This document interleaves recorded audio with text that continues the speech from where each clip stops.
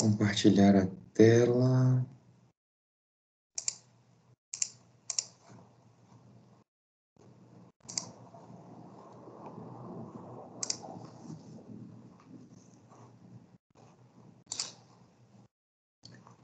Bom, pessoal, vamos iniciar então a unidade 1.2, né? É uma introdução aos sistemas dinâmicos, né? A gente teve uma introdução à modelagem lá de sistemas dinâmicos e a transformada de Laplace, né? Que é uma ferramenta que nós vamos estar utilizando ao longo de todo o nosso curso. E o que vai ser o contexto desses sistemas dinâmicos, né? Então, esse estudo aí de comportamento de sistemas complexos, então, por exemplo, estudo de motores, de robôs, de válvulas, amortecedores, né? Todos esses componentes aí que eles têm alguma grandeza que varia no tempo, a gente conhece, então, esse estudo como a dinâmica de sistemas, né?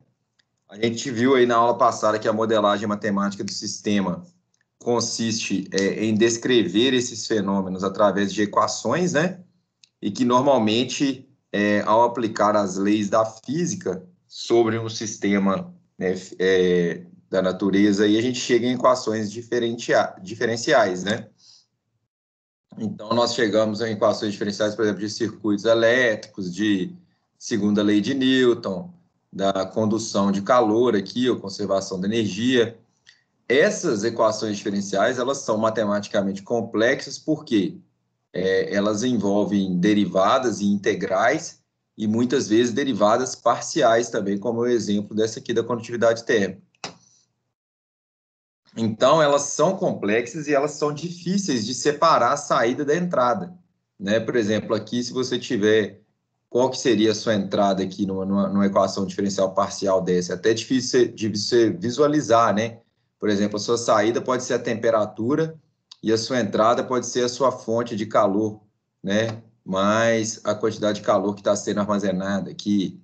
Enfim, são equações complexas. Nós temos, então, duas formas aí de representar os modelos matemáticos, né?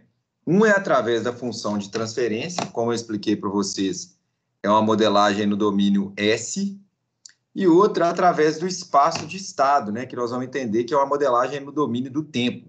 Essa do espaço de estado ela é mais utilizada quando a gente tem várias entradas e saídas no sistema. Bom, função de transferência. Ela vai ser a abordagem, então, clássica na modelagem dos sistemas, né?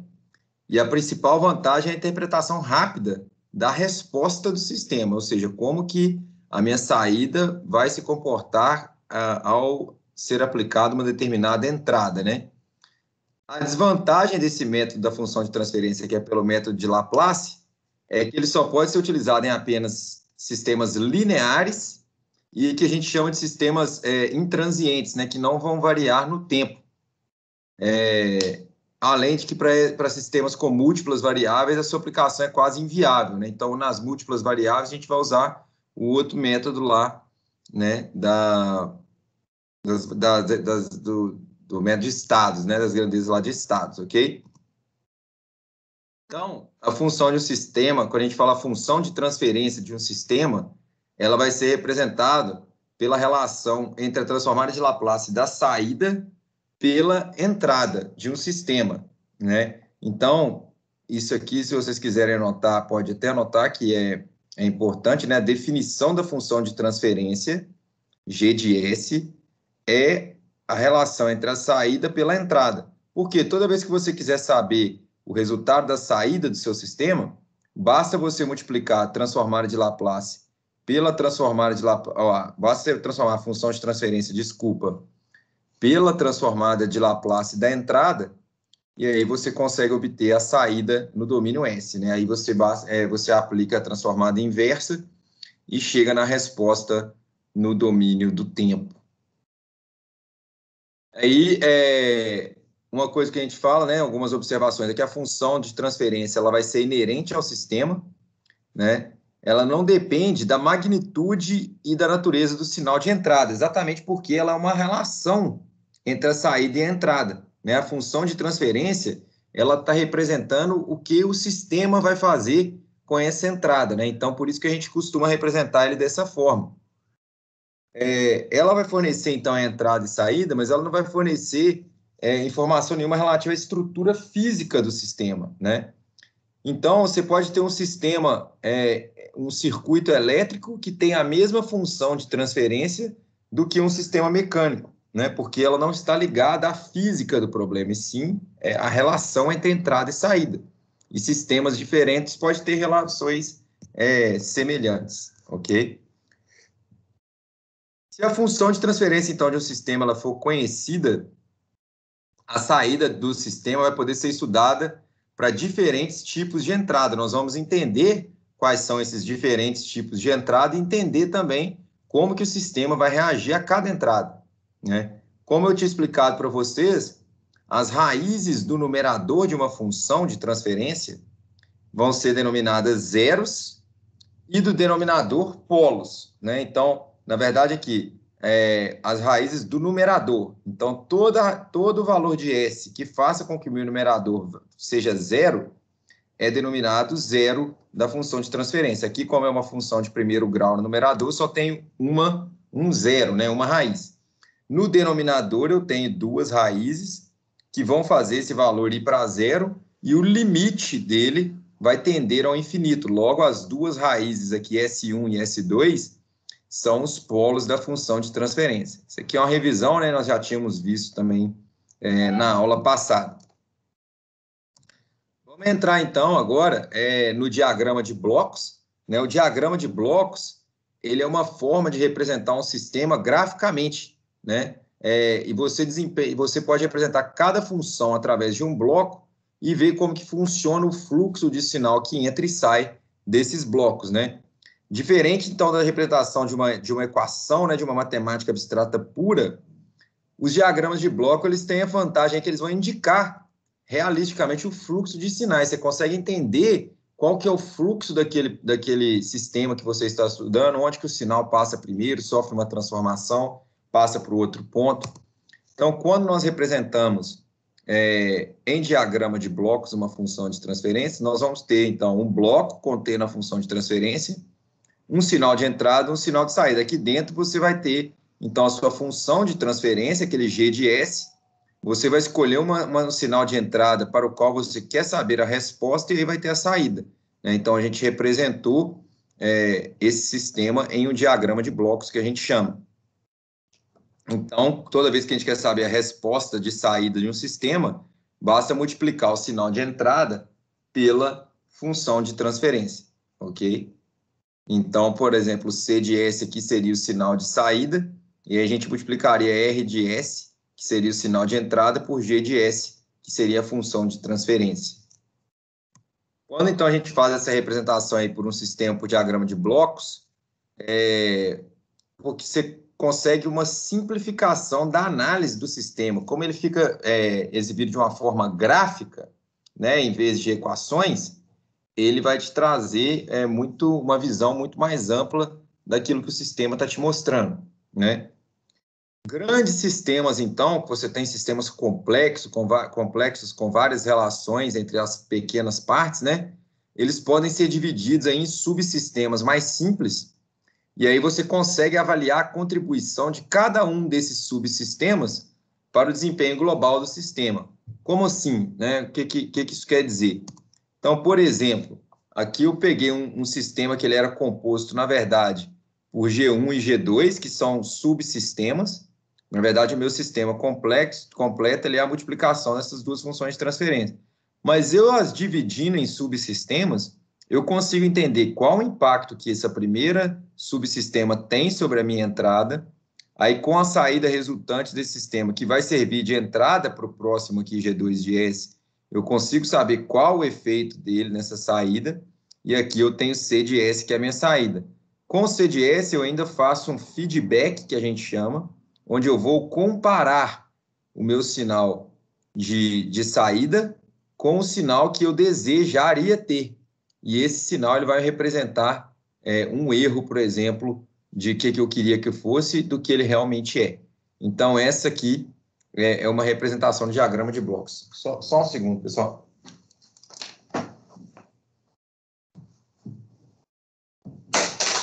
Oh, cara.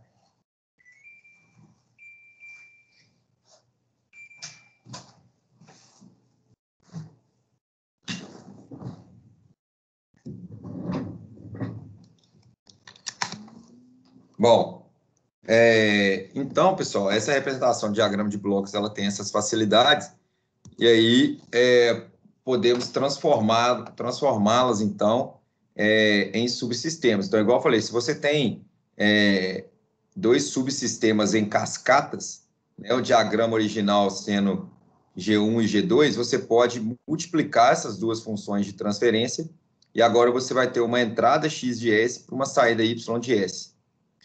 Quando esses blocos eles estão em paralelo, né, eles recebem então a mesma entrada, eles não estão em série ou cascata, o equivalente dele vai ser a soma das funções de transferência ou subtração delas, né? Você pode deslocar para frente um ponto de soma, né, situado atrás de um bloco. Então, quando você faz isso, então, por exemplo, o ponto de soma ele estaria antes da entrada G1.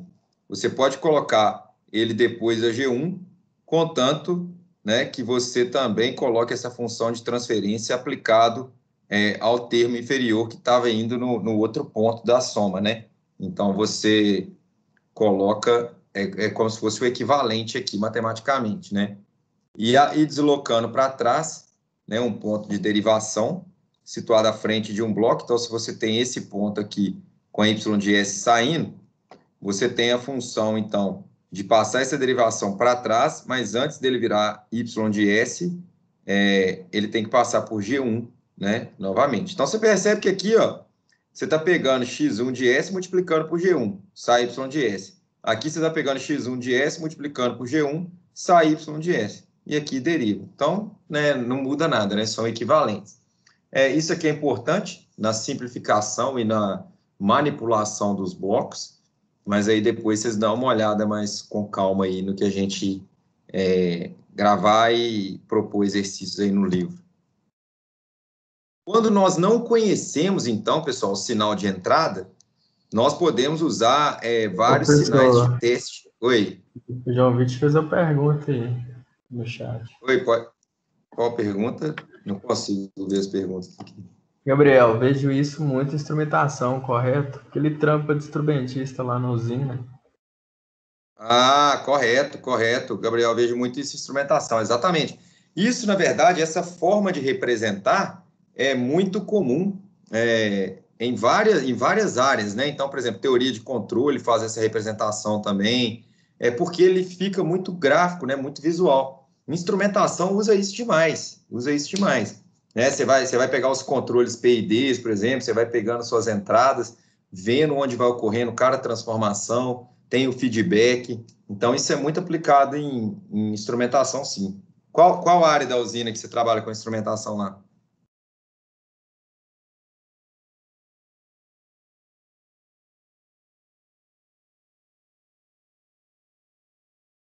Ah, bacana, energia e utilidades. Eu conheço muito ali, tem muitos projetos que tem instrumentação, né, ali na laminação a quente, laminação a frio e galvanização. Fico mais por aquelas áreas lá. Mas bacana, é isso aí. Quando você está vendo essa instrumentação, é uma forma gráfica que te facilita visualizar todo o processo que está acontecendo ali.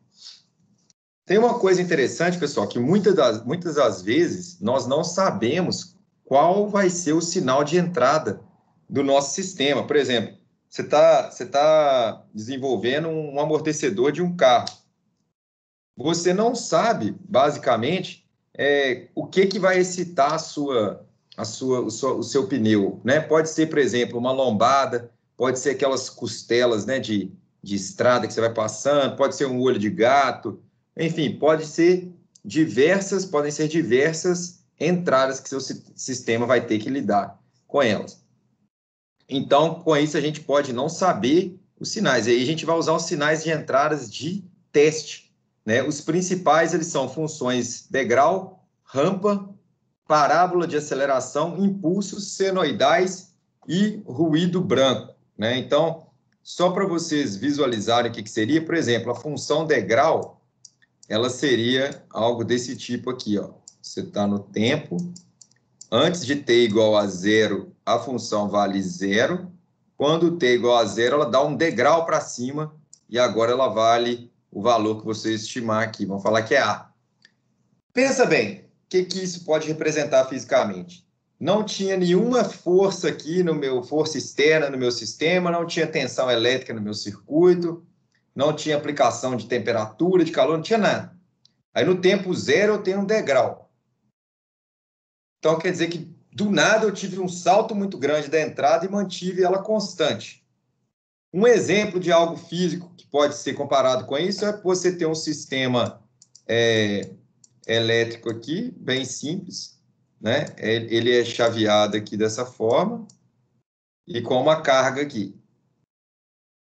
Então, você tem o seu circuito elétrico, por enquanto a chave está aberta, a sua tensão sobre o resistor, ela é nula, né? A partir do momento que você aperta aqui o switch, que você fecha o circuito, a tensão automaticamente vai ser o valor de V, né? Então, quando você pega aqui, você estava zero e agora a sua tensão sobre a carga virou V. Então, isso que seria um sinal degrau. Por exemplo, a lâmpada aí da sua casa, né? Se está apagado, você aperta o seu interruptor, você aplica uma tensão nela que dá um salto do nada. Então, essa função degrau representa isso.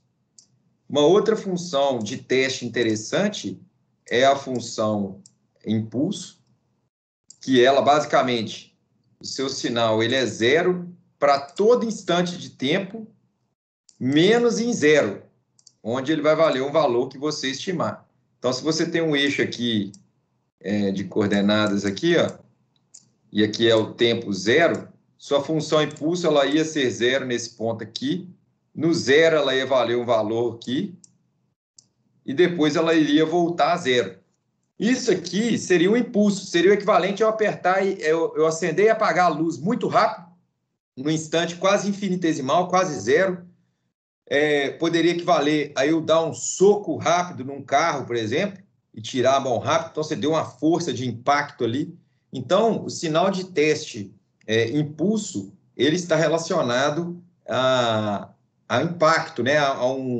Uma variação brusca, mas num curto espaço de tempo, né? Então, toda vez que você achar que o seu sistema pode eventualmente ser submetido a esse tipo de excitação, vamos dizer assim, você pode usar essa função de teste para ver como ele vai responder. Outra coisa, pessoal, é parábola de aceleração, né? Então, você pode fazer um sinal subindo em forma de parábola aqui, variando no tempo. Quando você fala função rampa é uma reta de coeficiente linear igual a 1, né? Então, na verdade, você tem o tempo aqui e vai subindo aqui, o y é igual a t, né? Então, aqui é uma função rampa. Então, é quando você vai tendo um aumento gradativo da sua entrada, né? Então, você pode usar essa função teste. Função senoidal. Quem tem um exemplo para mim aí de onde que tem uma excitação senoidal que seu sistema pode estar submetido? Eu posso testar com a função senoidal. Qual um caso, um exemplo clássico aí?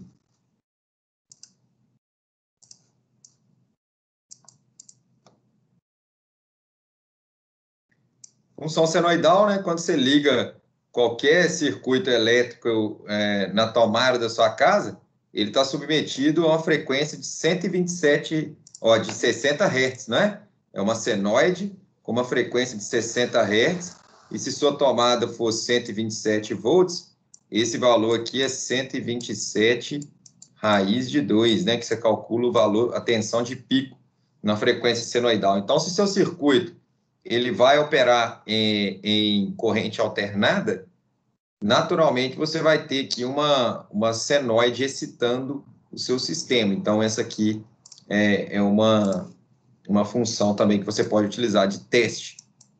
Ruído branco é para você inserir, né, um ruído que você conhece ali no seu sistema para ver como que ele vai responder a ruídos, né? Você meio que polui propositalmente o sinal para ver a reação.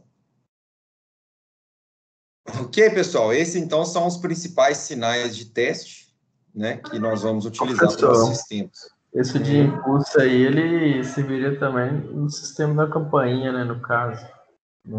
Também é como se fosse um impulso, né? Você está lá parado e você aperta ele rapidamente e solta, né? Claro que assim, a campainha ela é um sistema muito simples, né? Mas exatamente, o impulso ele seria algo desse tipo. A gente tem também muitas vezes o que a gente fala de um sinal de vibração, que a gente pega o martelo e dá só uma marteladinha assim na estrutura e tira rápido. Isso é um impulso. Tudo que for então que for uma entrada que você tiver uma variação brusca em curto espaço de tempo, né? Ela vai ser uma função impulso. Por exemplo, um carro passando num buraco, ele é uma função impulso, né? Se você for pensar ali, ele passa muito rápido naquele buraco, dá um pico ali na força sobre o seu sistema de amortecimento, e aí o seu sistema vai ter que responder. Então, passar num buraco também com o carro, ele pode ser um exemplo aí, se você estiver muito rápido e o buraco for pequeno, de um impulso sendo aplicado sobre o seu sistema do sistema massa-mola amortecedor ali, né, da sua suspensão. Ok? Bom, pessoal, esses sinais de teste, então, eles devem ser utilizados na análise das características do sistema e eles vão depender do comportamento, então. Você vai ter que fazer uma análise de quais sinais esse sistema vai ser submetido com maior frequência, né? Por exemplo, eu vou dar exemplo de carro ou moto, né? Porque a gente está habituado com isso o tempo todo. Você vê que toda hora um carro tem que passar num quebra-mola, toda hora você passa num buraco. Então, esses sinais de entrada, você tem que saber como o seu sistema vai responder a eles, porque eles vão estar submetidos a esses sinais. Toda vez, por exemplo, que tem um sistema de acionamento que ele depende de um sensor que vai funcionar ali, por exemplo, um ar-condicionado. Quando a temperatura sobe do valor, abaixo do valor que você setou no termostato, o motor desliga, né? Quando não é esses novos inverters, né? Então o motor está lá desligado porque chegou a temperatura que você queria e ele não precisa gastar energia. Então ele está desenergizado. Na hora que a temperatura começa a subir, o seu termostato ele vai medir e vai mandar um sinal de acionamento para o motor. Então o seu motor ele estava em repouso, rapidamente ele recebe uma tensão agora que você deixa fazer passagem, pode ser através de um relé, né, que você comanda ele. E aí ele vai manter a tensão no motor para o motor iniciar o processo de refrigeração. Então, isso, por exemplo, é uma característica de uma função degrau. Então, quando você está analisando, por exemplo, o circuito elétrico de um ar-condicionado, até mesmo do motor em si, né, você pode considerar o sinal degrau como uma entrada. Entenderam? Então, como que você define qual sinal de teste que você vai usar? Depende das condições às quais o seu sistema será submetido.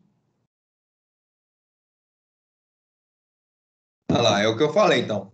É um sistema sujeito a variações bruscas de entrada, a função degrau pode ser um bom sinal, e os de impulso devem ser utilizados para o sistema sujeitos a entrada de grande impacto. Então, eu sei que meus desenhos eles estavam muito melhores do que esses aqui, né, feito pelo mouse manualmente, mas eu coloquei essas imagenzinhas também só para ficar mais explicativo. Então, por exemplo, a função degrau, quando o tempo é menor que zero, ela vale zero. Quando t maior que zero, maior ou igual a zero, né, ela vale 1 constantemente. Isso aqui alguém chama de degrau unitário, porque ele tem a amplitude 1, né? A função impulso, então, quando t é diferente de zero, ela vale zero, mas no instante t igual a zero, ela vai valer o valor que você estimar delta. Matematicamente, nessa função, nesse ponto aqui, a função impulso, delta de Dirac, ela vai para o infinito, né? Mas isso a gente sabe que fisicamente não é possível e a gente estima um valor para a amplitude que a gente deseja. Essa aqui é aquela aceleração de parábola, né, que eu falei para vocês, uma função quadrática. E aqui é o ruído branco, no qual você quer saber você quer estimar como que seu sistema vai reagir a esses tipos de ruídos, ok? Bom, pessoal, vamos falar então de ordens do sistema, né? Então, o sistema cuja resposta é descrita por uma equação diferencial de primeira ordem, ele é denominado sistemas de ordem 1. O que é uma equação diferencial de primeira ordem que a gente tinha visto mesmo, pessoal?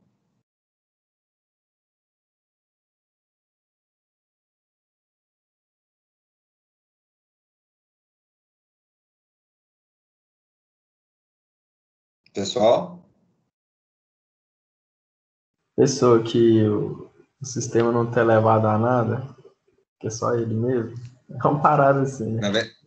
Na verdade, parece, na verdade é que a derivada é de primeira ordem, né? Só existe derivada de primeira ordem. Por exemplo, você só tem um dy dt mais ay igual a zero. Então, isso aqui é de primeira ordem porque sua derivada é primeira. Se você tiver um d2y de dt2 aqui, ó, isso aqui é uma derivada segunda. É igual eu te falei, ela não está elevada ao quadrado, né? Porque você está derivando a função y de t duas vezes em relação ao tempo. Então, primeira ordem é quando você está derivando uma função apenas uma vez. Tá? Tem que deixar isso claro aqui para vocês entenderem a resposta. Toda função, todo sistema de primeira ordem, a função de transferência ele vai ser dessa forma aqui, ó. Ele não necessariamente ele vai ter um aqui em cima, um pode variar, né? Pode ter outras coisas aqui, mas o denominador ela vai ser dado por TS, onde T é uma constante de tempo, que é o tempo que uma função exponencial demora para alcançar 67% do seu valor de amplitude máximo. Isso aí a gente vai ver com mais detalhes um pouco. S aqui é a variável do sistema. Lembrando que a função transferência é a relação da saída com a entrada. Então, uma função de primeira ordem, de ordem 1, né, um sistema de ordem 1, o denominador ele vai ser só S elevado a 1, porque ele só tem uma derivada primeira. Então, para vocês saberem a ordem do sistema, vocês olham a ordem do polinômio do denominador, ok? Vamos fazer um teste, então, né? Vamos analisar aí a resposta desse sistema, uma entrada típica degrau. Se a gente olhar a tabela lá, né, da transformada de Laplace, uma entrada degrau, ela vale 1 sobre S, a transformada de Laplace dela. Então, a função degrau é definida desse jeito, né? Y de t, o y de t, ele é 0 para t menor que 0, e ele, já que é degrau unitário, nós vamos considerar degrau unitário, ele vale 1 para todo t maior ou igual a 0. E pela tabela de Laplace, eu sei que y de s, nesse caso, é igual a 1 sobre s. A transformada de Laplace disso aqui é igual a 1 sobre s. Ok? Não é difícil provar isso, né? Só você fazer, se você quiser testar, né? Você aplica a integral, 1, que é o valor da sua função y de t, vezes e elevado a menos st dt, só que você vai fazer o intervalo da sua integral indo de 0 a infinito. Aí você calcula esse valor aqui, que você vai chegar em 1 sobre s. Né? Então, a gente está provando aqui que esse valor é 1 sobre s. Quando a gente tem esse 1 sobre s, nós vamos substituir u de s por 1 sobre s. Então, veja bem, o nosso sistema original, ele era dado por isso aqui, ó. Então, y de s dividido por u de s é igual a 1 dividido por ts mais 1. Olha só, u de s é a transformada de Laplace da entrada. E eu quero que a minha entrada seja a função degrau. Logo, u de s é igual a 1 sobre s, que significa transformada da função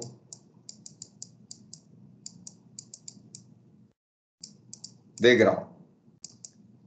O meu objetivo, então, é calcular a saída do meu sistema. Então, eu pego a minha entrada, vou substituir u de s por 1 sobre s e vou passar ele multiplicando. Então, isso aqui tudo vai ficar multiplicado por 1 dividido por S. Aí, o que eu fiz aqui, né, é expandir essa multiplicação. Então, eu simplifico esse sistema, né, até aplico frações parciais, se for o caso, para separar as frações, igual a gente fez, né, na transformada de Laplace. E aí eu posso calcular, então, y de S, a minha resposta no domínio S é dada por isso. Mas, e y de t, que é o que eu estou querendo achar, minha resposta no domínio do tempo? Como que eu faço para achar y de t aqui, gente, quando eu tenho essa resposta no domínio S?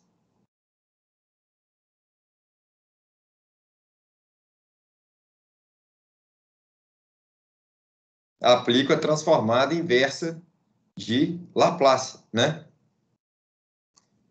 Então, eu sei que 1 sobre S, a transformada inversa dele é a função degrau, né? Porque a gente viu lá na tabela que a função degrau, a transformada dela de Laplace é 1 sobre S, então o contrário também é verdadeiro. E 1 sobre S mais 1 sobre T, né? Esse aqui tem um negativo aqui, mas esse daqui está na forma de 1 dividido por S menos A, não é isso? Que é igual a E elevado a T. Né? Então, nessa forma, a gente vê que A é igual a menos 1 sobre T, né? Para a gente ter essa forma aqui. Então, eu vou substituir A por 1 sobre T, por menos 1 sobre T, e aí a gente chega na transformada inversa de Laplace de y de S, que é esse valor para tudo t maior ou igual a zero. Quem não entendeu? Ou tranquilo?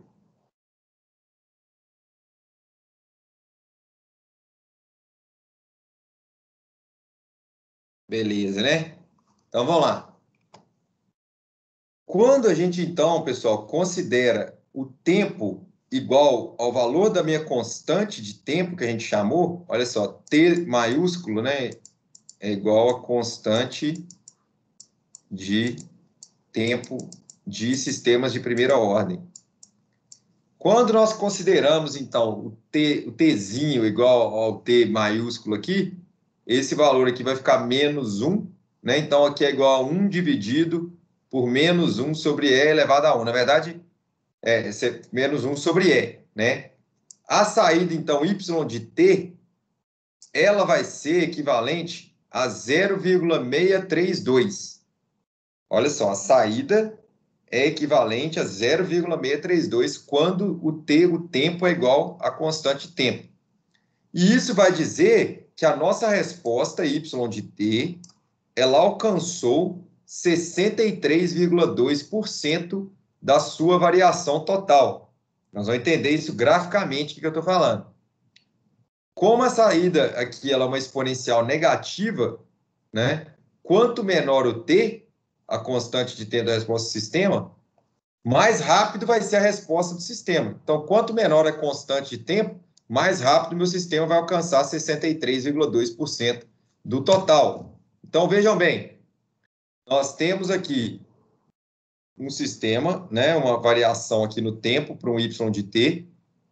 Quando t igual a 1, o meu sistema alcançou 0,632. Então, para esse sistema, eu sei que a minha constante de tempo ela vale 1. E a minha amplitude máxima aqui, né, a gente considera, na verdade, 98,2%.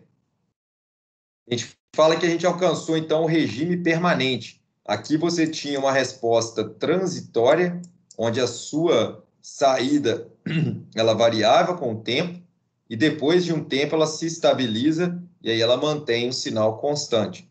Então, lembrem-se, pessoal, constante de tempo, que é a constante que multiplica S em um sistema de primeira ordem, ela define o tempo que a sua saída vai levar para alcançar 63,2% do seu valor final, do seu valor máximo de regime permanente. Ok? Então, esses são os sistemas de primeira ordem. Então, lembre-se, sistemas de primeira ordem, eles têm resposta exponencial. Então, a resposta no domínio do tempo da saída a resposta no domínio do tempo de um sistema de primeira ordem é uma exponencial. Então, sistemas de ordem 2, né? Então, o sistema de ordem 2, ele vai ser descrito por uma equação diferencial de segunda ordem.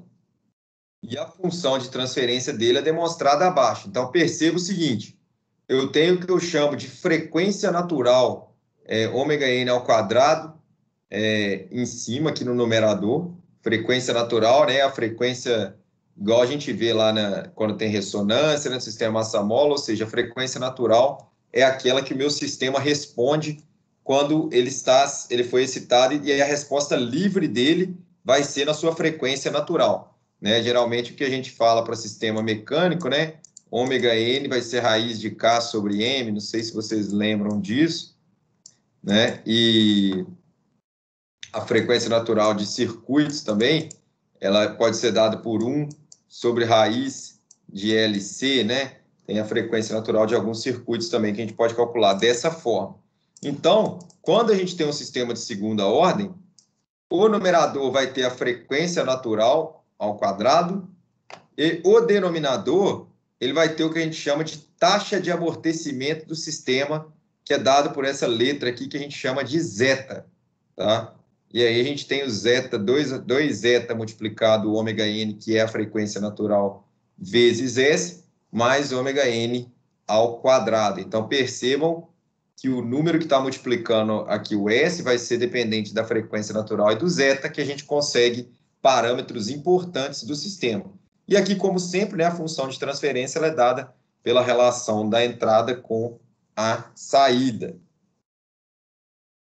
Então, no sistema de ordem 1, né, que a gente só tem um polinômio de primeiro grau no denominador, a variação de um parâmetro do sistema, por exemplo, a variação da resistência de um sistema de primeira ordem, a variação da capacitância de um sistema de primeira ordem, a variação da rigidez da mola de um sistema de primeira ordem, ou da massa, né, ele vai alterar apenas a sua constante de tempo que influencia na sua velocidade de resposta. Isso é o que acontece no sistema de ordem 1. Já nos parâmetros do sistema de ordem 2, eles alteram a forma da resposta. Então, no sistema de ordem 1, a resposta vai ser sempre exponencial, mas a velocidade de resposta vai mudar. Porém, no sistema de segunda ordem, nós alteramos a forma, então nós alteramos a curva da resposta, né? Esse comportamento dinâmico desse sistema, ele vai poder ser descrito, então, pelos termos daí do parâmetro do coeficiente de amortecimento zeta, né? O fator de amortecimento, né? O taxa de amortecimento do sistema, eu gosto de chamar de fator de amortecimento, e a frequência natural, são os dois parâmetros que influenciam na resposta do nosso sistema. Então, pessoal, se o meu se o meu coeficiente de amortecimento ele for nulo, o sistema ele é considerado não amortecido, né? Se o seu coeficiente de amortecimento é zero, seu sistema ele não é amortecido. E aí, quando a gente fala que os polos estão localizados, um na origem e dois par conjugados sobre o eixo J-ômega. Isso aqui é falar o seguinte, os polos, qual que é a definição de um polo, de uma função de transferência, pessoal?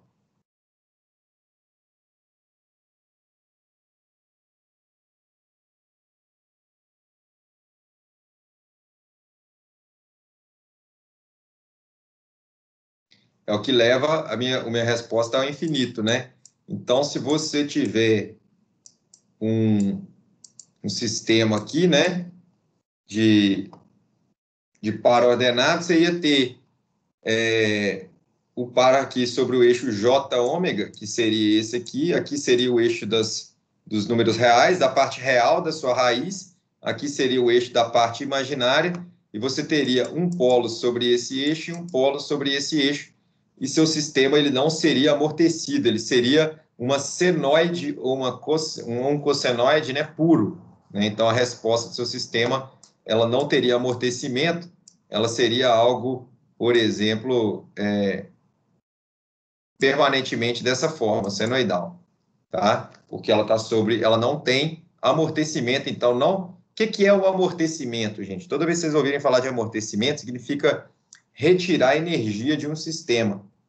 Então, quando a gente tem um sistema não amortecido, quer dizer que aquela energia que está ali virando energia cinética e depois potencial e fazendo essa troca, ela vai se manter para sempre, né? Então, a sua resposta ela é infinita.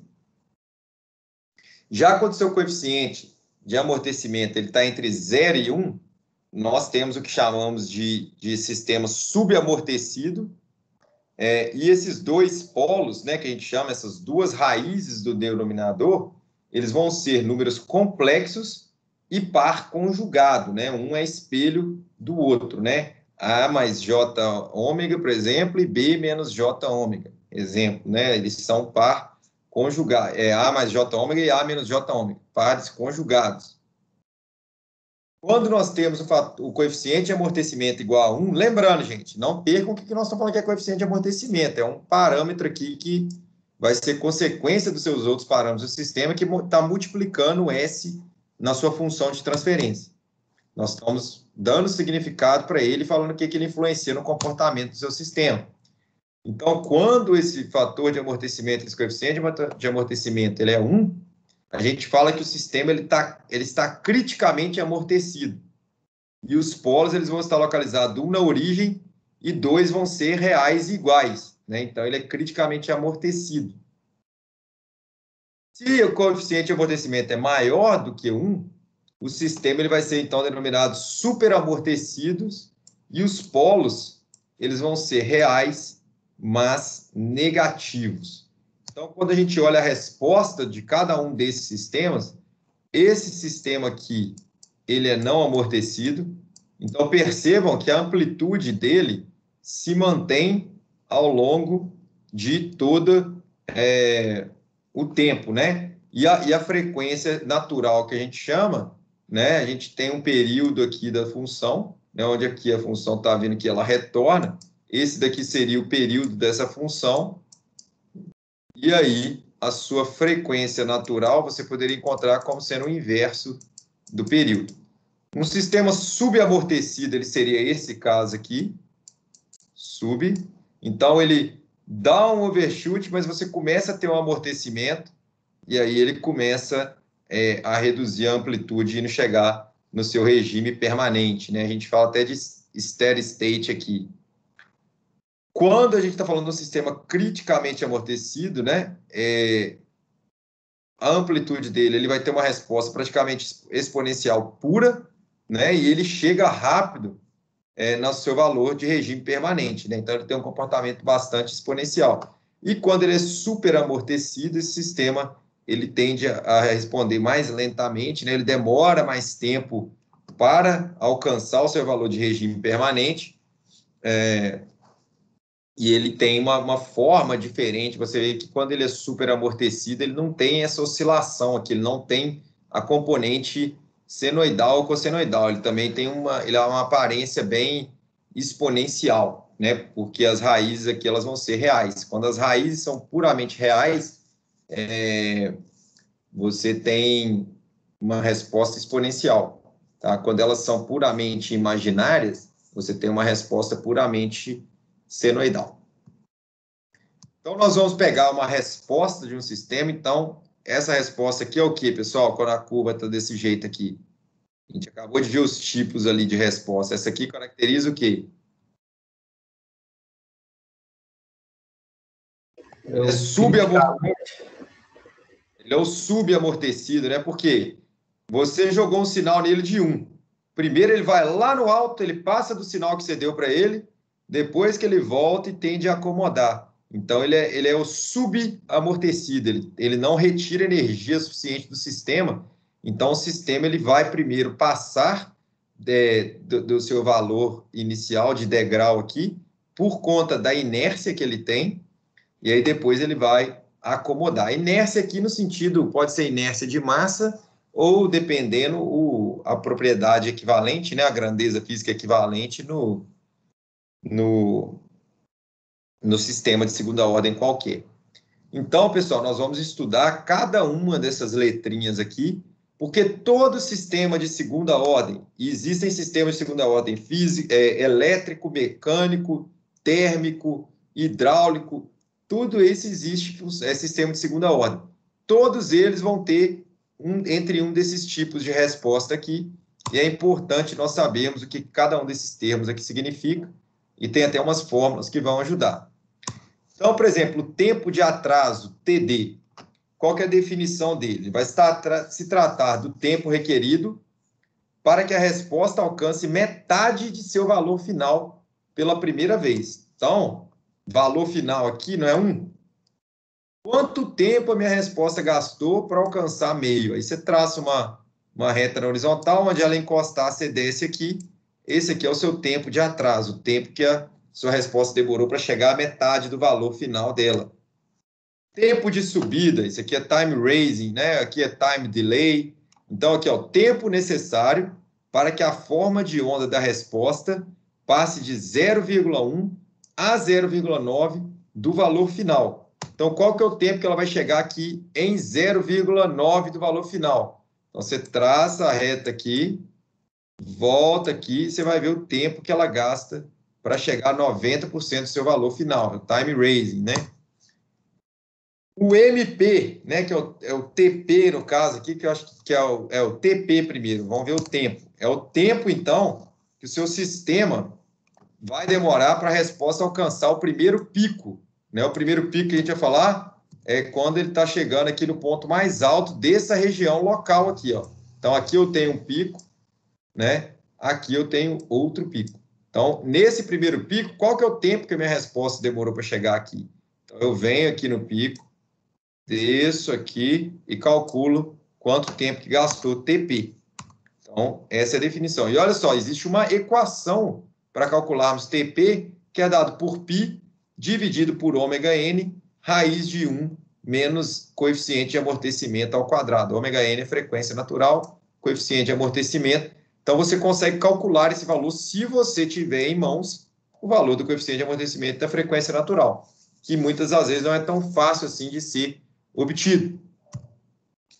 Temos o que a gente chama de máximo sobre o sinal, que aí já tem a ver com amplitude. Então, percebam que nós estamos tratando aqui de tempo, né? Então, a gente deu o nome para o tempo aí de cada grandeza.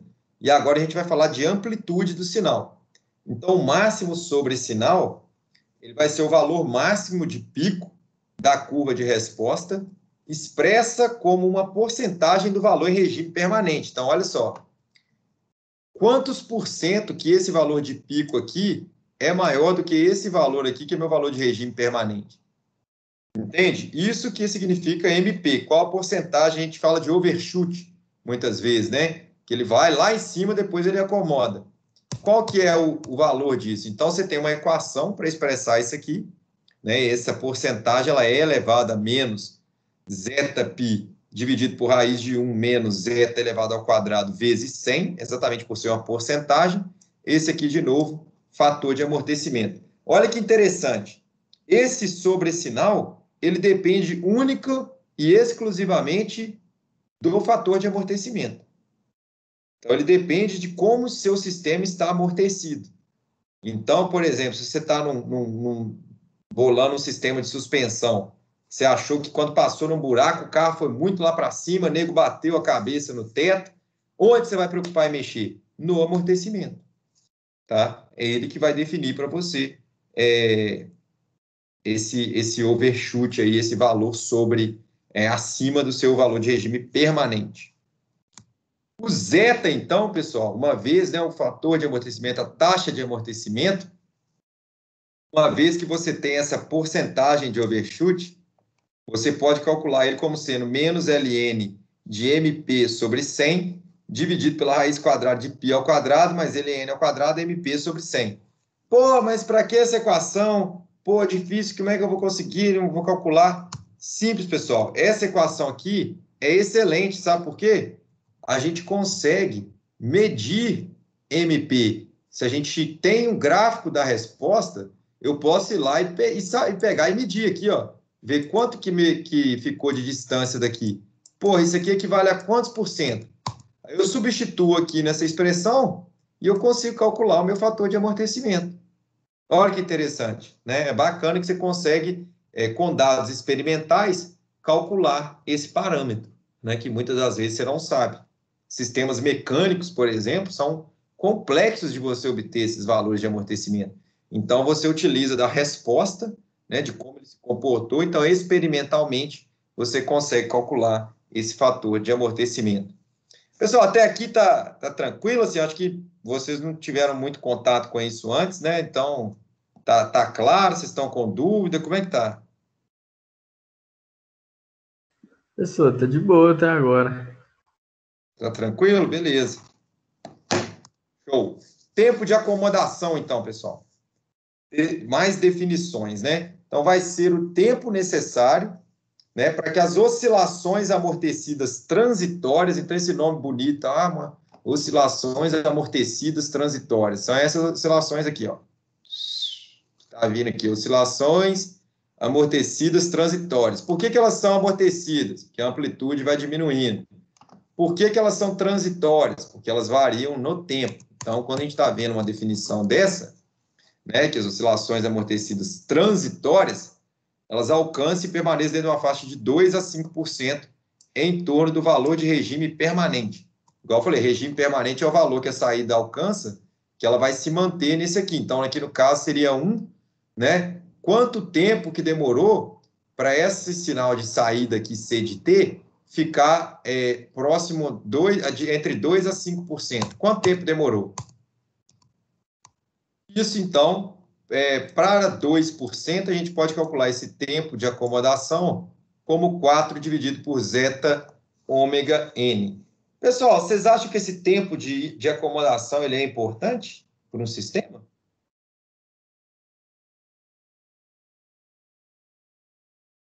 O que vocês acham?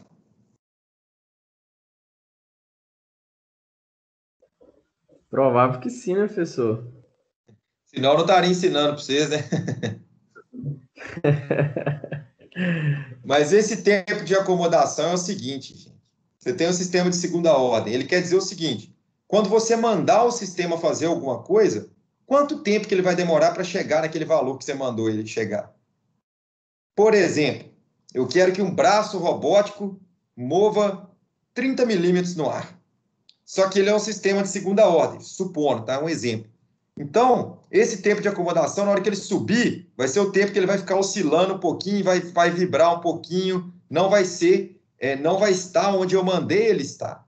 Então, se esse tempo de acomodação ele é demorado, o meu sistema ele demora para alcançar aquilo que eu mandei ele alcançar, né? Então, isso é importante a gente entender, né? Quanto mais rápido for esse tempo de acomodação, mais rápido o seu sistema vai fazer o que você está pedindo para ele fazer e menor vai ser o desvio dos parâmetros do processo no qual ele está sendo aplicado, né? Então, isso é muito importante, né? Na verdade, todos esses parâmetros que eu passei aqui são importantes. Sistemas de segunda ordem também são importantes, né? Ainda bem, senão a gente já está perdendo tempo. E agora tem uma outra abordagem. O que nós vimos até aqui foi a abordagem por função de transferência, que é a transformada de Laplace. Agora nós vamos ver uma outra abordagem completamente diferente, que é chamada abordagem de espaço de estado. Então, ela não é tão restrita quanto a função de transferência. Você pode aplicar ela em sistemas lineares e não lineares, e se eles podem variar ou não com o tempo, ter várias variáveis ou uma variável. O problema dele é que ele é construído a partir de muitas equações e que a interpretação física dele pode não ser tão intuitiva. Então, quando você olha aquelas equações todas lá do espaço de estado, você pode não visualizar o que ele está representando fisicamente. Então, o espaço de estado, ela vai envolver 3 tipos de variáveis que vão estar presentes nessas modelagens de sistemas dinâmicos. Então, você tem as variáveis de entrada, as variáveis de saída, que a gente já viu, né, que vão ser as mesmas, vão ser parecidas lá com a função de transferência, e as variáveis de estado. Mas lembrem-se, tem uma diferença muito grande entre espaço de estado e função de transferência. Na análise de Laplace, né, função de transferência, a gente transforma as funções para o domínio S, resolve elas algebricamente e transforma elas de volta para o domínio do tempo. No espaço de estado, a gente vai sempre estar no domínio do tempo, tá?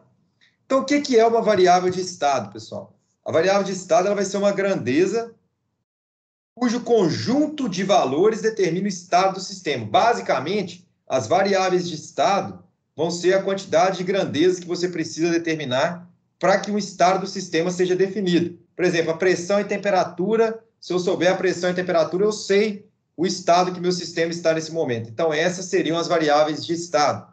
Ah, não. Se eu souber a corrente elétrica e a derivada da corrente elétrica, ou então a carga elétrica e a derivada da carga elétrica, eu consigo saber o estado do meu sistema atual. Então, se eu tenho esse par de variáveis, eu sei em qual estado ele está agora. Então, essas vão ser as variáveis de estado. São as variáveis necessárias para você descrever o estado do sistema. O que é o estado do sistema? Onde que ele está agora? O que seu sistema é agora? Né? Então, por exemplo, você pode dar um estado aqui, esse aqui é o estado 1, que seu sistema está aqui. Nesse estado 1, ele tem uma tensão 1 e uma corrente 1. Aí, por algum motivo, você variou a carga lá elétrica, e aí, quando você varia a carga, ele vai para o estado 2. Para eu saber o que é o estado 2, eu preciso do valor, por exemplo, de tensão e corrente. Exemplo, tá, pessoal? Não é prática, assim, mas é só para entender o que é um estado, né? Então, é onde você está nesse momento, realmente. Então, continuando, né? A quantidade dessas variáveis de estados necessária para descrever um sistema é igual à ordem da equação diferencial que descreve o sistema. Presta atenção nisso. A quantidade de variável de estado necessário para descrever um sistema. Então, quantas variáveis de estados eu tenho que definir? Não sei. Basta você olhar a ordem da equação diferencial que descreve o sistema. Então, pessoal, se eu tenho aqui, por exemplo, ó, d2x de dt2, ó, vou pôr aqui, ó, m d2x de dt2 mais b dx dt mais kx é igual a f de t. Quantas variáveis de estado eu preciso para descrever esse sistema, pessoal, em espaço de estado? 2, né, pessoal? 2 variáveis, porque eu tenho uma derivada de segunda ordem, né? O que é um estado, então, pessoal? Menor conjunto de variáveis independentes que determina completamente o comportamento do sistema. Então, 2 variáveis independentes, e se eu souber elas, eu sei exatamente o comportamento do meu sistema. Tá? Então, são as variáveis que eu vou ter interesse ali, né? Esse vetor de estados, então, ele vai se caracterizar por N variáveis de estados, né? Então, espaço de estado por espaço n-dimensional, cujos eixos coordenados são as variáveis de estado. Então, por exemplo, o que ele quer dizer, né? O espaço de estado que você está definindo, ele vai ser por um espaço n-dimensional, quantas dimensões você tiver das suas variáveis, os eixos coordenados vão ser as variáveis de estado e a resposta vai ser o seu estado, ok? Logo, um modelo matemático linear invariante no tempo, descrito por uma equação diferencial de ordem m. Então, equação diferencial de ordem m. Eu quero dizer que é como se eu tivesse aqui dm x de dtm, né? É o que você chamou de elevado aqui aquela hora, né? Então, nós estamos chamando m do expoente aqui, se for falar assim, né? Mas brincando, é a ordem da equação diferencial. Então, eu posso substituir uma equação diferencial de ordem m por um conjunto de m por n equação diferencial de primeira ordem. Então, quando eu estou fazendo uma modelagem por espaço de estados, o meu objetivo é substituir uma equação diferencial de ordem superior por um sistema de equações diferenciais de primeira ordem, onde n seria aí a quantidade de variáveis de estado, né? Então, se eu tenho um sistema de segunda ordem, eu vou ter 2 equações e 2 variáveis de estado, né? Que a gente chamou de n aqui, né? No espaço n-dimensional. e composto por equações de primeira ordem. Por exemplo, esse conjunto, então, a gente pode representar ele na forma vetorial matricial, né? Que isso aqui tem como a gente representar em forma de matriz, né? Se você fizer uma matriz aqui, né? X ponto de t, y de t, né?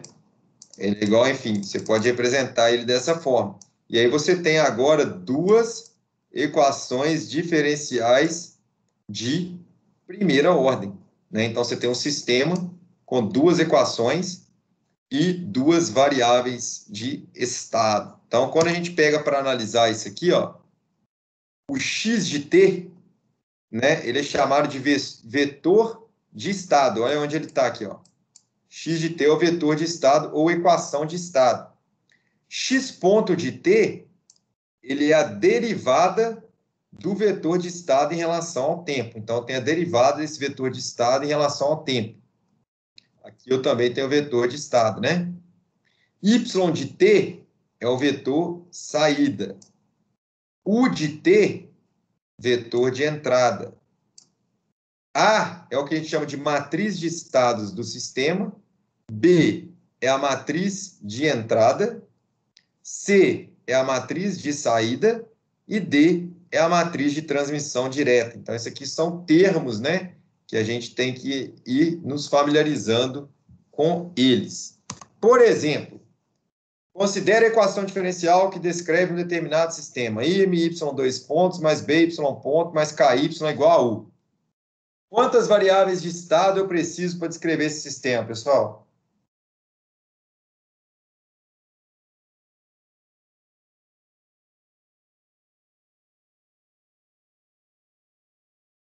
Hein?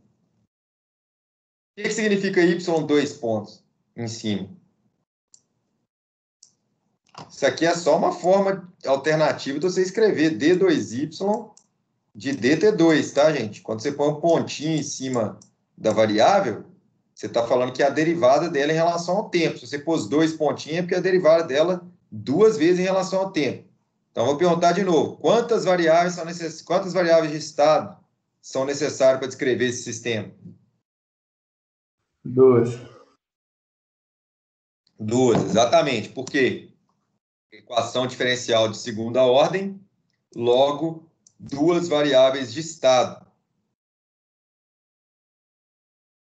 Aí, eu vou perguntar para vocês, quais variáveis de estado eu vou escolher, né? Então, geralmente, a gente escolhe as variáveis de estados como sendo as variáveis derivadas, né? Então, por exemplo, eu posso chamar uma variável de estado de y de t e eu posso chamar outra variável de estado de y ponto de t.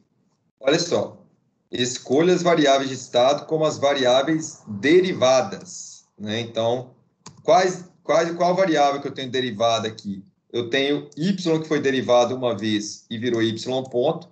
Eu tenho y ponto que foi derivado uma vez e virou y dois pontos. Então, eu escolhi essas duas como sendo as variáveis de estado. Ok? Então, você reescreve a equação diferencial em função das variáveis de estado. Olha só, x1 de t é y de t. x2 de t é y ponto de t. Então, na verdade, x1 de t, x2 de t, desculpa, né? Na verdade, é x1 ponto. Concorda? Que ó, x2 é y ponto t. Se eu derivo x1 de t, que é y de t, eu chego aqui. Então, x2, na verdade, é a derivada de x1. Então, eu vou chamar isso aqui dessa forma. Aí, se eu volto na minha equação original, y dois pontos não seria x1 dois pontos? E x1 é y de t, e aqui não tem y dois pontos, então aqui eu teria m x1 dois pontos, né? Ou x2 pontos também serve, né? Porque o x2 é y ponto de t, então x2 ponto é igual a y dois pontos de t. Então eu substituí aqui, né, o y de t, dividi tudo pela massa. Então olha só, aqui eu tenho y ponto. Y ponto, eu chamo ele direto de x2. Então, substituo ele aqui por x2. x1, né? Porque quem está multiplicando nessa expressão k é y. E y eu falei que é x1. Então, eu vou substituir aqui por x1. E aí eu chego nessa expressão, né? x.2 é igual a esse valor. E outra coisa, né? Eu tenho a minha variável de saída é y, né? A minha função de saída aqui que eu estou procurando é y. E y eu defini como sendo x1 de t. Então, olha o que aconteceu. Eu saí de uma equação diferencial de segunda ordem e agora eu tenho um sistema de equações diferenciais de primeira ordem, né? De x1 e x2. Então, substituindo na forma matricial, eu tenho que x.1, x.2. Então, estou fazendo essas duas aqui, que são as que têm equações diferenciais. Lembrando que eu tenho que escrever tudo em função das minhas variáveis de estado. Então, ao escrever, eu vou pôr tudo em função de x1 e x2. E esses daqui são os coeficientes que estão multiplicando, né? E essa U aqui seria a minha saída, né? A minha força externa, vamos dizer assim. Então, veja agora o que eu tenho aqui, né? Quando a gente olha a definição lá, ó, de duas funções, aqui tem x ponto de t, né? Que está envolvendo a derivada aqui da entrada. Então, quando eu comparo com ela aqui, que está multiplicando x ponto de t, seria 0 vezes x1, né? Mais a soma aqui, que seria 0. Enfim, você vai cair nesses parâmetros que nós definimos aqui, né? Voltando aqui. Então, gente, modelar em espaço de estados nada mais é do que escrever uma equação diferencial de segunda ordem, por exemplo, ou uma equação diferencial de ordem qualquer em um sistema de equações diferenciais ordinárias, ou seja, equações diferenciais ordinárias de primeira ordem. Então, você simplifica as equações diferenciais. Bom, existe uma discussão lá na página 37 dos exercícios, a gente vai trabalhar um pouquinho nisso. Né? Então, sem medo de errar lá, que eu não sei se vocês costumam ler, né, quando eu falo. Então, ele fala assim, ó, utilizar a metodologia da função transferência no sistema massa-mola amortecedor de um carro. Então, a gente tem que lembrar que a função, que a derivada do domínio da frequência, ele equivale à multiplicação por S, né? Não era isso que a gente aprendeu? Qual que é a transformada de Laplace desse termo aqui, pessoal? Quem lembra? Isso aqui tem que estar na ponta da língua de vocês, ó. Então, a função que está sendo derivada aqui é x de t, não é? Então, para eu saber a derivada dela segunda, eu pego S ao quadrado, multiplico por x grande de S.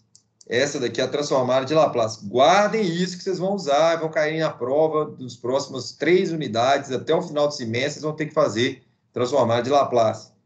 dx dt, derivada primeira, eu pego, multiplico S vezes x de S grande. X de t é simplesmente x de S. F de t vira F de S. Então, apliquei a transformada de Laplace em cada termo, né, igual está indicando aqui, e vou substituir. Eu chego nessa expressão. Então, vejam, ó, derivada primeira vira... Aqui está ao contrário, né? Está KS, aqui deveria ser BSX de S, aqui não tem X, né? O B aqui, ó, dx dt vira SX de S. D2x de dt2 vira S ao quadrado x de S. KXT, né? Então, xt vira x de S. O F externo de t vira o Fzão de S. Vocês têm que gravar essas transformadas de Laplace, tá? É simples, é só guardar o que é transformada de Laplace de derivada, gente. Vocês vão multiplicar só por S ao quadrado e S. E escrever a função que está sendo multiplicada é a transformada de Laplace da função original. Por isso que a gente põe x de S. Então, anota isso aí, prega no computador com post-it. Se eu quiser, então, fazer a transformada de Laplace de uma derivada, eu pego a função no domínio do tempo, faço ela no domínio S, né? Então, eu só escrevo ela no domínio S e multiplico por S elevado à quantidade de vezes que eu tenho que derivar. Então, gravem isso. Então, depois que eu tenho essa expressão dessa forma, eu tenho que isolar x de S, né? Que ele que é minha saída aqui no caso. Então, eu coloco o x de S em evidência e vou substituindo por esses valores, né? Então, por exemplo, eu passo esse valor para cá, passo esse valor para cá. Então, tem x de S, que multiplica ms ao quadrado, mais bs, mais k, é igual a f de S. E se eu quiser calcular a função transferência, eu sei que g de S é igual a saída pela entrada,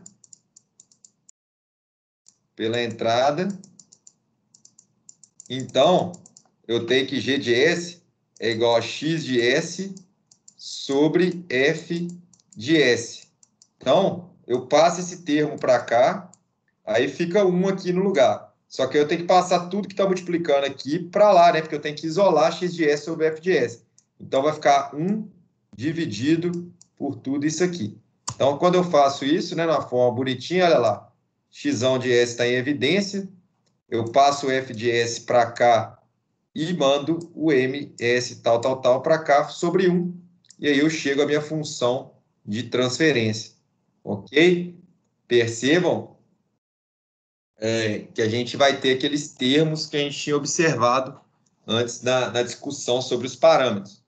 Então, pessoal, para eu saber a saída do meu sistema, eu pego a minha transformada de Laplace da entrada, multiplico pela função transferência, e aí eu terei a minha saída. Ok? Isso aqui a gente já fez uns exemplos, fizemos transformada de Laplace, né? Então acho que está dominado, né?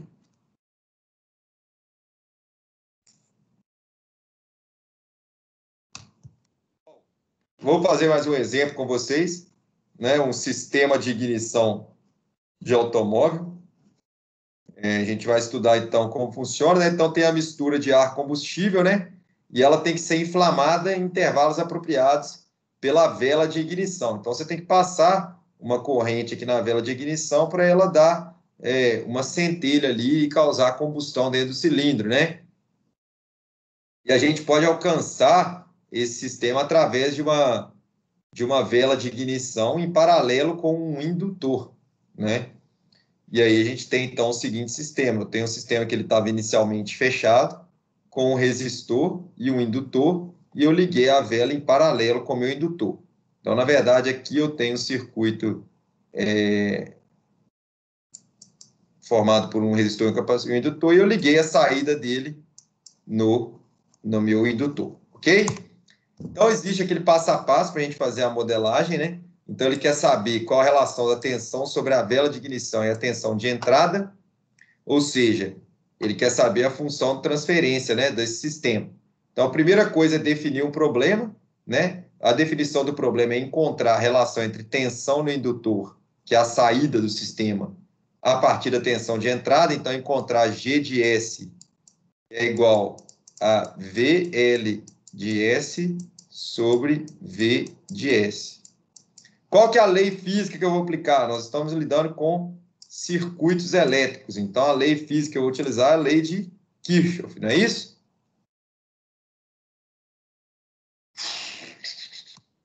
Simplificações e aproximações. Eu vou assumir que todos os componentes são puros e lineares, que os condutores são perfeitos, ou seja, não tem impedância, que as condições iniciais são nulas e que o sistema ele é linear. E aí o equacionamento, pessoal, usando as tensões, a lei das tensões de Kirchhoff, eu sei que Vs menos a queda de tensão que eu tenho no resistor, que eu vou chamar de VR, menos a queda de tensão que eu tenho no indutor, que eu vou chamar de VL, tem que ser igual a zero, né? Não é isso que a lei das tensões de Kirchhoff fala para mim? Então, eu sei que a minha tensão de saída, ela é a tensão que está no indutor, que então isso aqui vai ser igual a Vout, que é igual a VL, que eu chamei lá atrás, e a tensão no resistor, ela é dada por R vezes I. Essa fórmula aqui também vocês podem anotar, viu, gente? Tensão no indutor é dado pela indutância multiplicado pela taxa de variação da corrente em função do tempo. Ok? Tensão no indutor. Podem anotar que vocês vão precisar disso o resto da vida de vocês aqui, não só aqui na aula. Então, pessoal, se eu substituo esses valores, eu tenho lá, ó, vou aplicar as tensões de Kirchhoff. Então, eu tenho que VS menos R I de T menos L DI dt é igual a zero. Então, a primeira coisa que eu tenho que fazer é aplicar a transformada de Laplace nisso aqui tudo. Então, VS aqui, ó, com isso aqui vai virar V de S. O que é que vai virar RI de T, pessoal? Fala para mim, transformada de Laplace. Tem que ser rapidinho. Não tem derivada, estou multiplicando a própria função. O que que eu faço? Escrevo R, só que agora eu vou escrever Izão de S. Porque eu não sei o que é Izinho de T. É o que eu quero descobrir. Mas eu sei que a transformada de Laplace dele chama Izão de S, que eu também não sei, mas eu vou descobrir fazendo a manipulação algébrica aqui. Menos, o que é LDI dt, pessoal? Qual que é a transformada de Laplace de LDI dt? Derivada. Derivada, como que eu calculo a transformada de Laplace?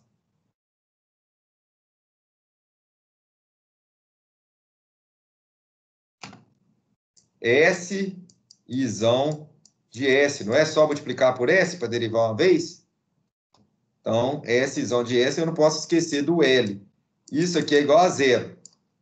Lembrando que meu objetivo, né, é escrever a questão das tensões. Então, a partir daquilo que nós chegamos, nós calculamos, eu posso chegar na relação que é LS sobre LS mais R, a minha função de transferência. Veja que ele deixou V de L expresso como V de L mesmo, né? A gente chama que V de L é igual a L DI dt. Ok? Então, basicamente, pessoal, é assim que a gente vai trabalhar na função de transferência. E aí tem aqueles exercícios que eu vou deixar para vocês fazerem no final aí da aula, para vocês me entregarem, né? Então, é esse avançando na prática aí, os 3 exercícios, tá? Então, façam e me enviem por e-mail. Ok, turma?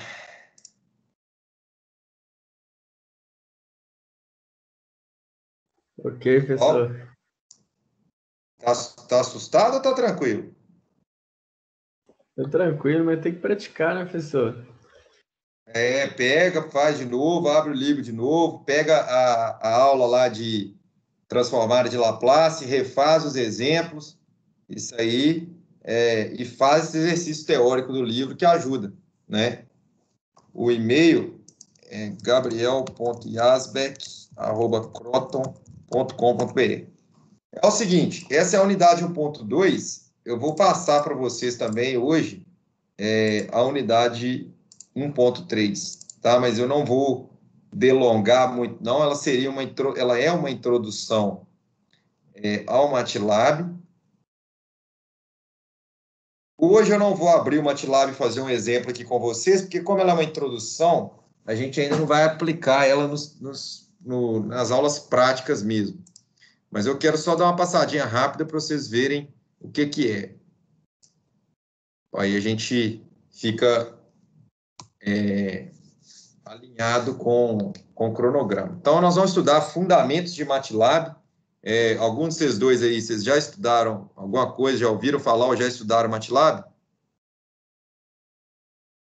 Eu só ouvi falar mesmo, professor. E peguei um pouquinho de controle de processo.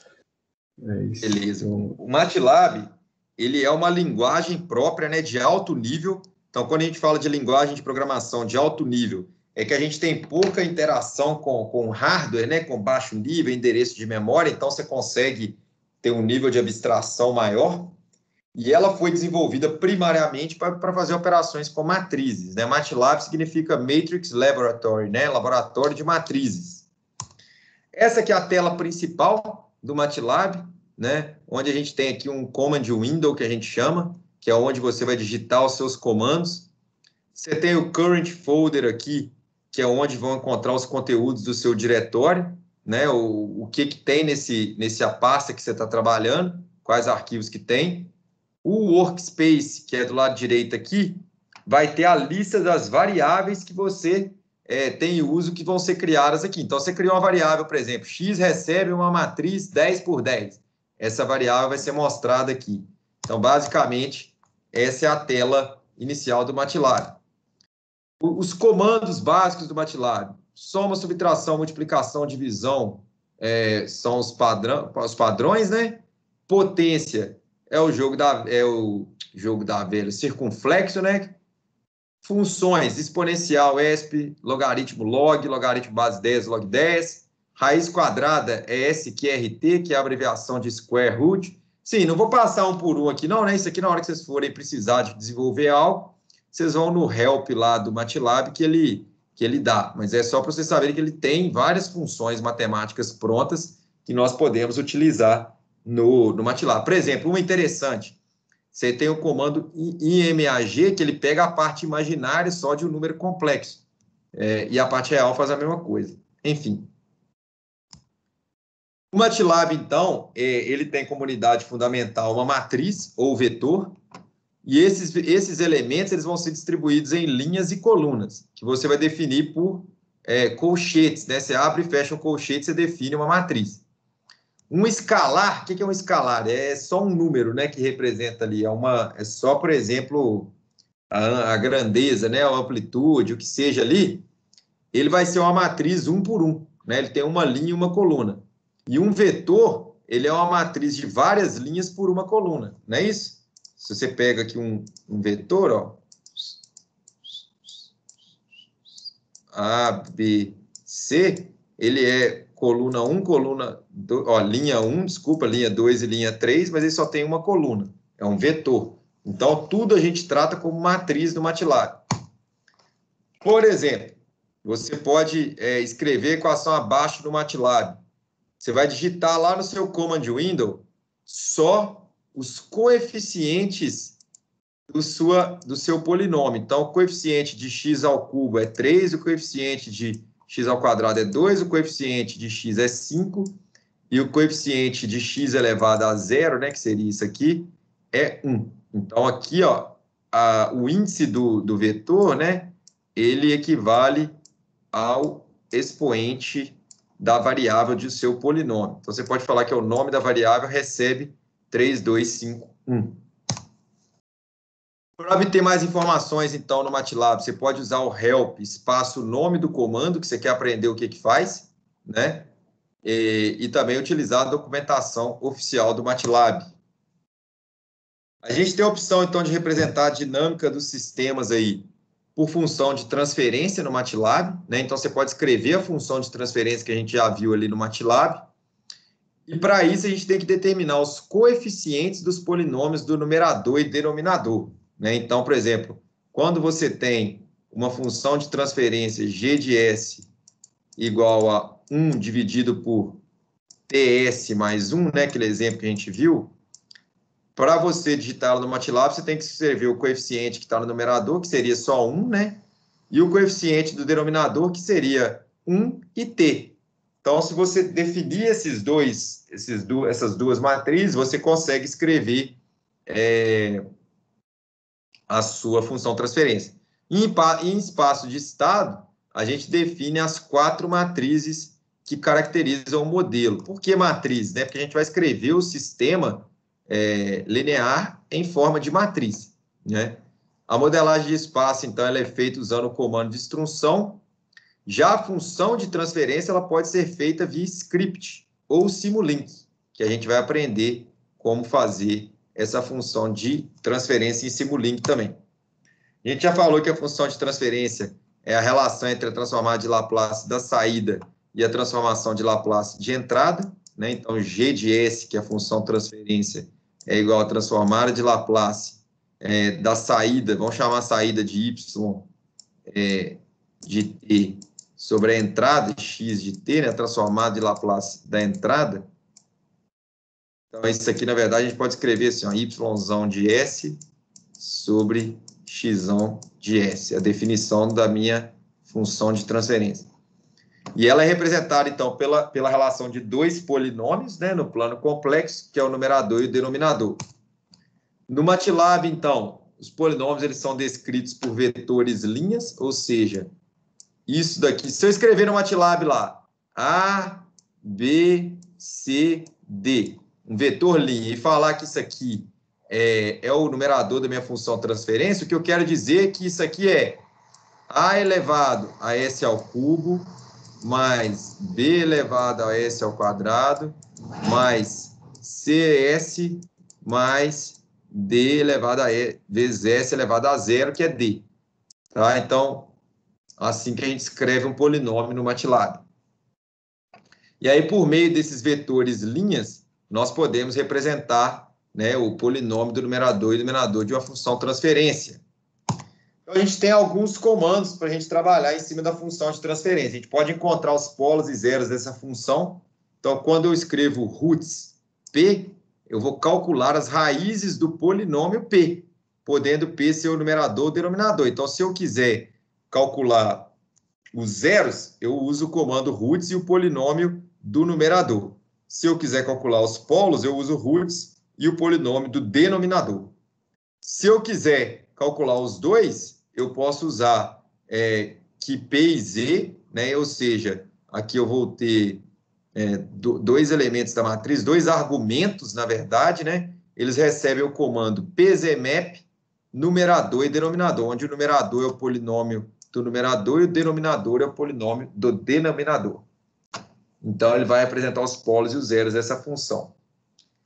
Então, vale salientar que essa função contínua de um sistema, ela pode ser fornecida pelo comando TF, que significa Transfer Function. Então, para eu definir uma função de transferência, eu digito Transfer Function num e den lá no MATLAB, né? Sendo num o polinômio do numerador e den o polinômio do denominador.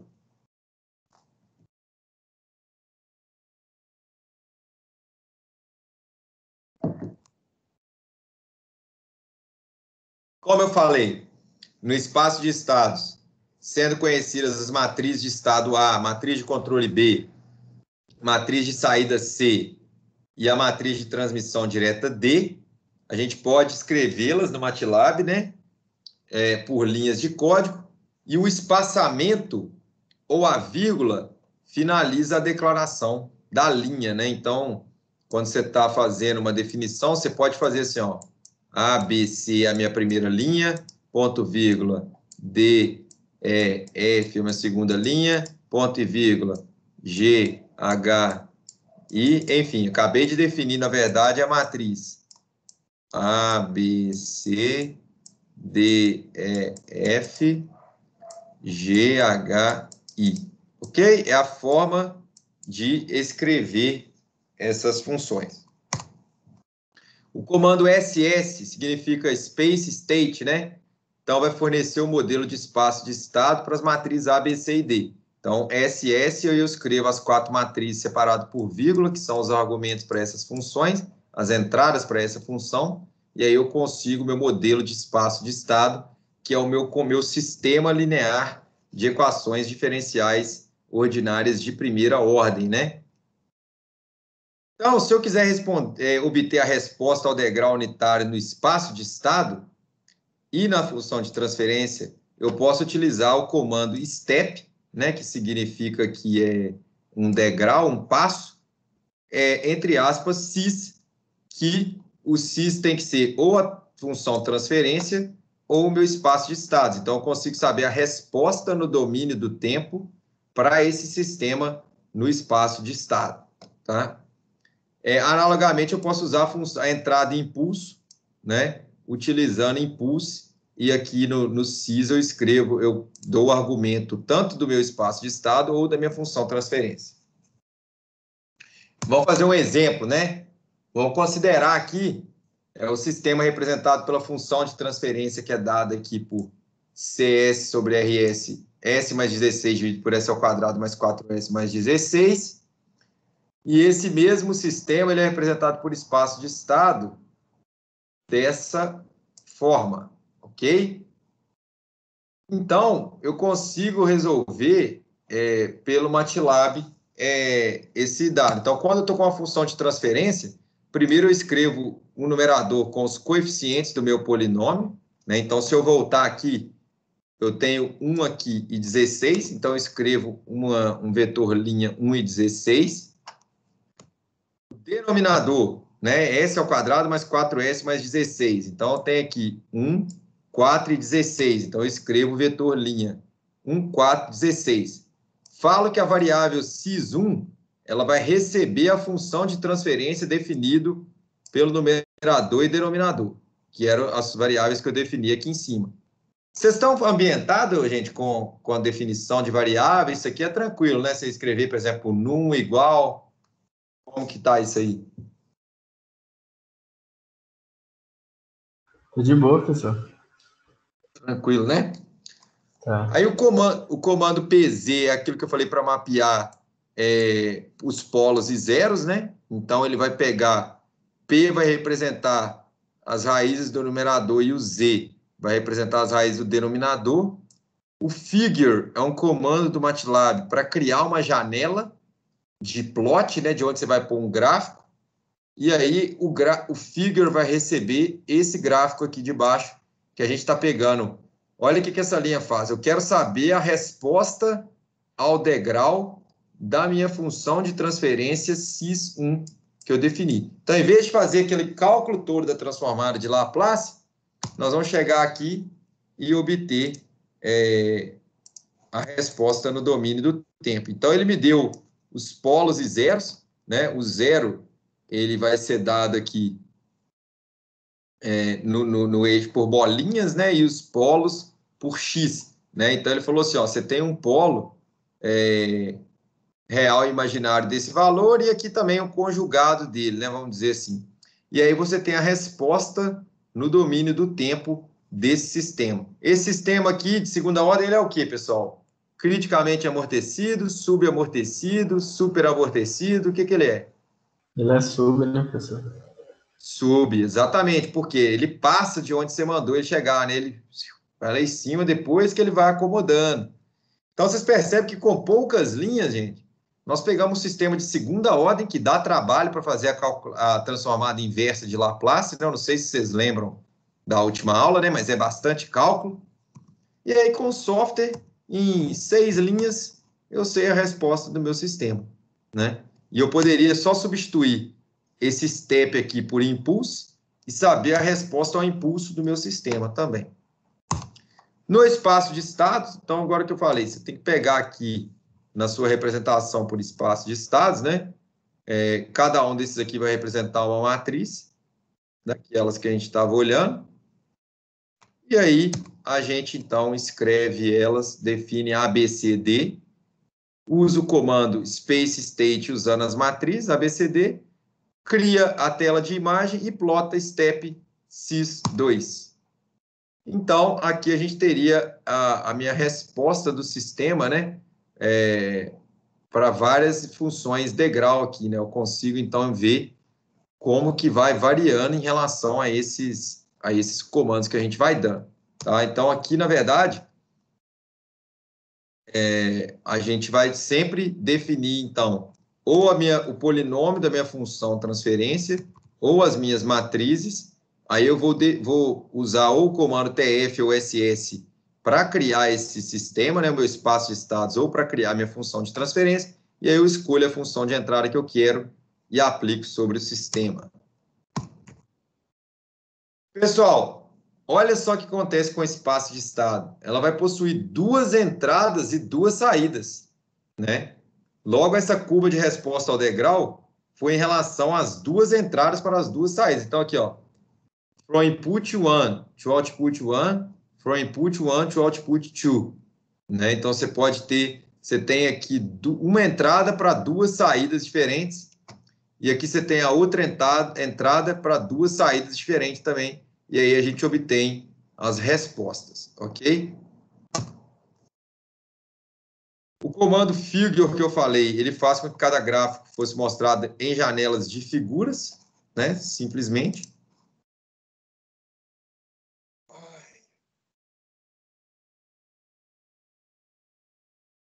Já tá extensa, né, a aula já. Bom, falar do Simulink, pessoal. Simulink, ele é um pacote dentro do MATLAB, né, para modelar, simular e analisar sistemas dinâmicos lineares ou não lineares. O interessante do Simulink é que ele é realizado num ambiente de diagrama de blocos, que a gente acabou de ver, então até que o Vitor comentou, né, que é muito usado em instrumentação. Então, você tem aquela representação gráfica de diagrama de blocos, você pode programar usando esses blocos. E aí ele fica mais amigável, né? E o legal é que o ambiente do MATLAB e do Simulink, eles vão ser integrados, e aí você pode simular, analisar e rever os modelos em qualquer um desses ambientes. Então, para eu acessar o Simulink, é só eu digitar Simulink lá no MATLAB, no comando Windows, e aí ele vai ter vários blocos padrão que vai permitir a gente fazer a programação, né, o modelamento do nosso sistema. Então, por exemplo, dada essa função de transferência abaixo que eu quero obter, através do Simulink, a resposta é entrar no degrau. Então, a primeira coisa, eu vou criar um novo modelo no Simulink, eu vou localizar o bloco Transfer Function na biblioteca, então eu vou vir aqui, vou clicar aqui em Continuous, que é a biblioteca, e vou localizar esse bloco, Transfer Function. Depois eu vou fazer um exemplo com vocês, pessoal, a gente vai fazer junto, nós vamos praticar no Simulink, né? Eu vou mostrar para vocês como que faz ao vivo, mas aqui eu estou dando só uma pincelada bem rápida, porque para a gente conseguir seguir o nosso cronograma, eu passei aquela revisão de transformada de Laplace aula passada, que eu acho que é muito importante, mas aí a gente vai ter que correr um pouquinho com essa primeira aula de MATLAB, mas ela é bem introdutória, e vocês podem dar uma olhadinha no livro lá também, tá?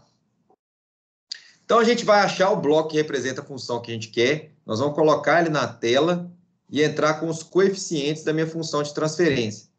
Depois, você vai procurar uma função degrau e localizar o bloco que chama step, que é degrau, na biblioteca sources. Então, você vem aqui, ó, clica em sources, tá vendo? Ó, deixa eu pôr o laserzinho aqui. Quando você clicar em sources, ele vai abrir vários tipos de fontes, né, de dados, de excitação.